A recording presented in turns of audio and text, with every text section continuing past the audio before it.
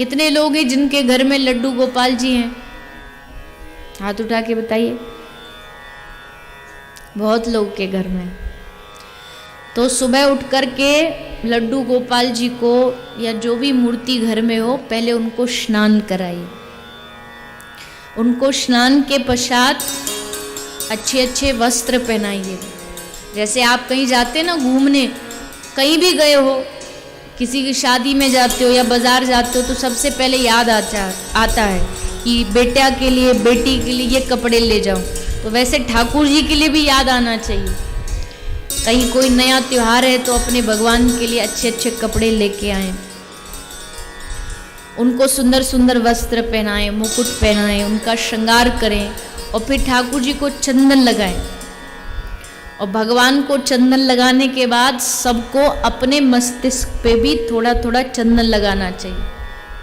माथे पर सबके, जो भी सनातनी अपने आप को मानता है, सनातन धर्म से जुड़ा हुआ हर व्यक्ति को हर रोज माथे पे थोड़ा सा चंदन लगाना चाहिए।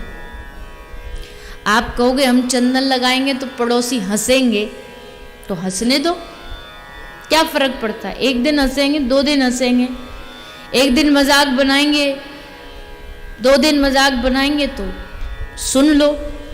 और जब तक मजाक नहीं बनेगा तब तक भगवान भी कैसे खुश होंगे? भगवान जब देखेंगे कि इसका अब हंसी उड़ने लगी तो भगवान समझ जाएंगे अब ये कुछ कर रहा है। हंसी तो उसी की उड़ती है ना जो कुछ करता है। तो माथे पर चंदन लगाने में किसी को भी शर्म नहीं आनी चाहिए। माथे पर चंदन ये भक्त की पहचान है, ये वैष्णव की पहचान है।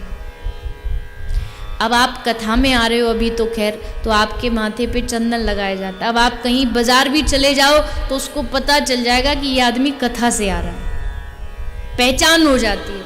जैसे आप जो माताएं हैं माथे में सिंदूर लगाती है, इसका मतलब क्या कि ठाकुर जी हमारा कोई पति है। तो वैसे माथे का चंदन भी बताता है कि हमारा कोई पति है, जगत पति है। ठाकुर जी हमारे और हम उनके शरणागत हैं। ये चंदन लगाना इस बात का प्रतीक है।